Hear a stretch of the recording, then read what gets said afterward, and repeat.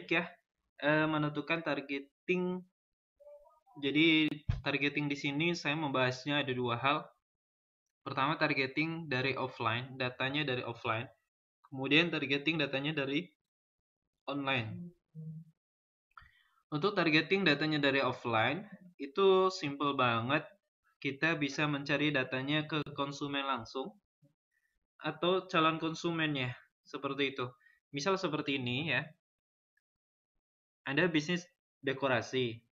Nah, Anda harus mengetahui data dari offline tersebut, orang-orang yang butuh dengan dekorasi itu siapa marketnya. Anda cukup menjawab dua pertanyaan ini, simple ya.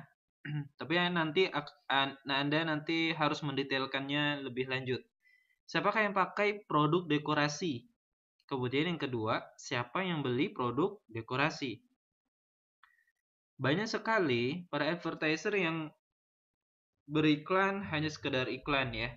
Targeting hanya sekedar targeting saja, seperti itu. Maksudnya targetingnya itu ya sudah kayak asal-asalan aja gitu ya, tanpa based on data seperti itu.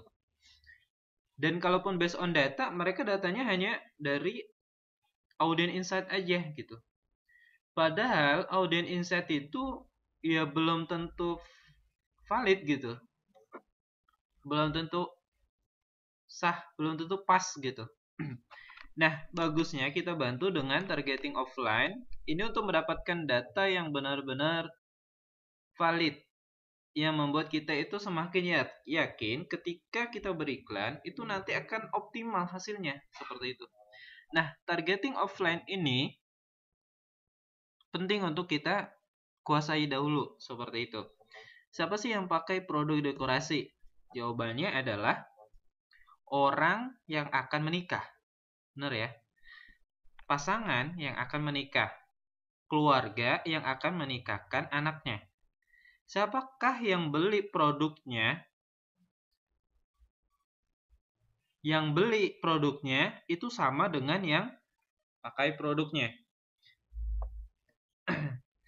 Yang beli produknya juga bisa orang tuanya ya, orang tua si pemakai produknya. Nah, dari dua hal itu kita bisa dapat data yang benar-benar valid nantinya. Nah, kita detailkan lagi.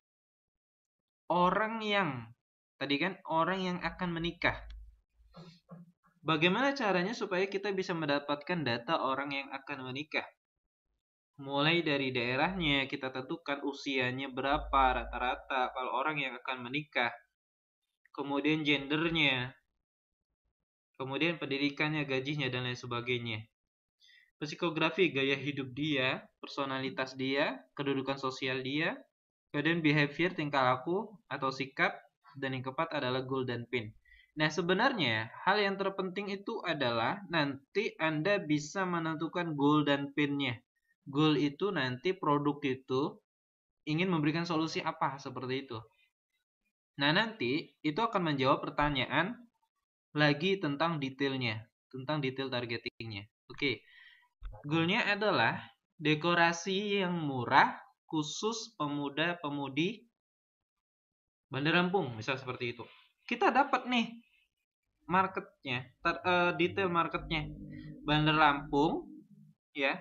Kemudian murah harganya berarti usianya berapa, kemudian gajinya berapa, kita jadi tahu seperti itu. Nah, dari situ kita bisa menentukan nantinya. Jadi tentukan siapa yang pakai, siapa yang beli, kemudian buat langsung goal dan pin-nya. Pin itu adalah sesuatu yang konsumen takuti jika tidak memiliki produk kita. Seperti itu, apa yang dia takuti. Atau apa yang konsumen takuti terhadap produk kita. Seperti itu. Nah, kita sudah bisa menjawab tadi siapa yang pakai dan siapa yang beli.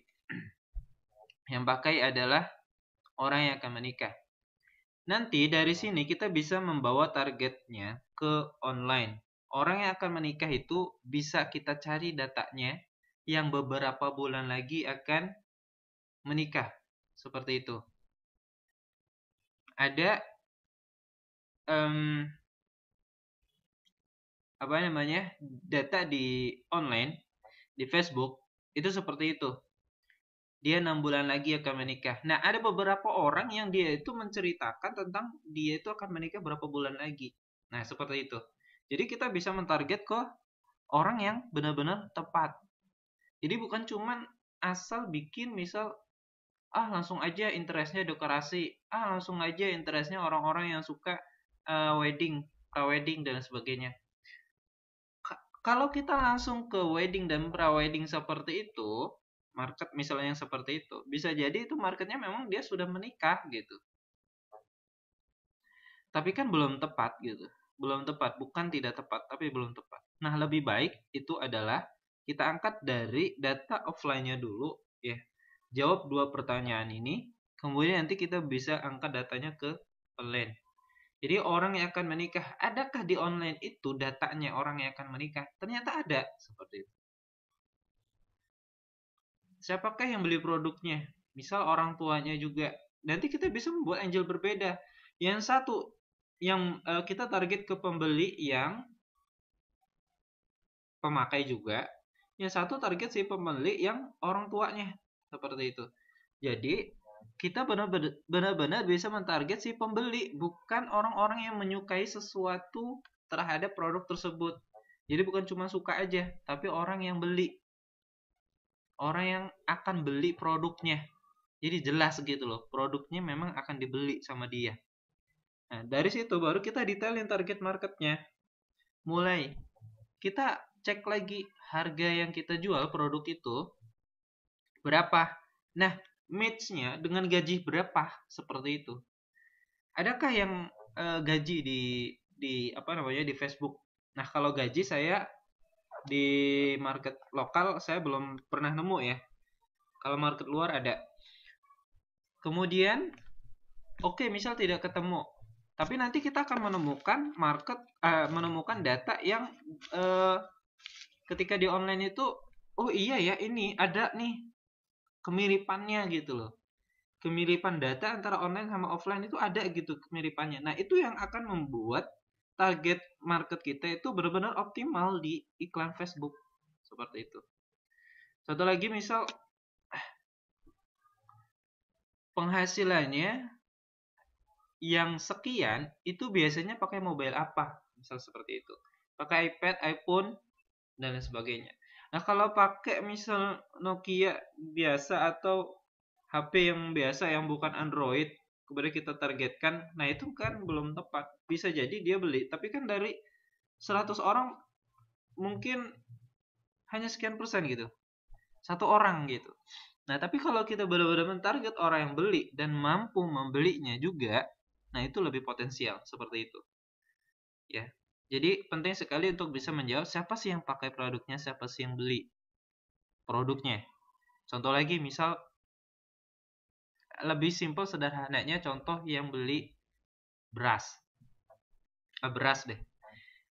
Siapa sih yang pakai beras? Kalau misal nih kita mau jualan ke rumah makan. Siapa sih yang pakai beras? Yang pakai beras atau yang mengkonsumsi beras itu adalah orang-orang yang makan di rumah makan. Siapa sih yang beli beras? Yang beli beras adalah adminnya. Nah, seperti itu. Apa goal dari beras kita? Apa goal dari kita menjual beras? Dan apa pinnya? Misal seperti itu. Goalnya adalah beras ini berkualitas, berasnya berkualitas dan enak. Seperti itu. Kemudian pinnya adalah terhindar dari boraks. Misal seperti itu. Nah, nanti pin ini bisa kita exclude gitu. Bisa kita exclude di online, di data online-nya. Oh, yang takut, hal-hal yang takut itu bisa kita exclude. Misal kita mau target orang yang suka makan bakso.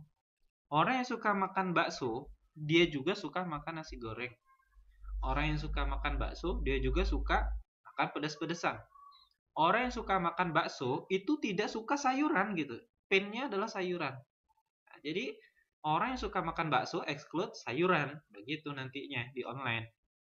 Nah, ini pentingnya adalah kita mendapatkan data goal dan pin ini mendapatkan data dari offline dahulu, baru kita match kan ke online. Nah, nanti pasti ada data-data yang sama seperti itu. Sehingga nanti ketika kita iklankan, kita yakin bahwasanya itu target marketnya sudah tepat. Tinggal bagaimana cara kita untuk mengedukasi ke market supaya mereka membeli produk kita. Seperti itu. Oke?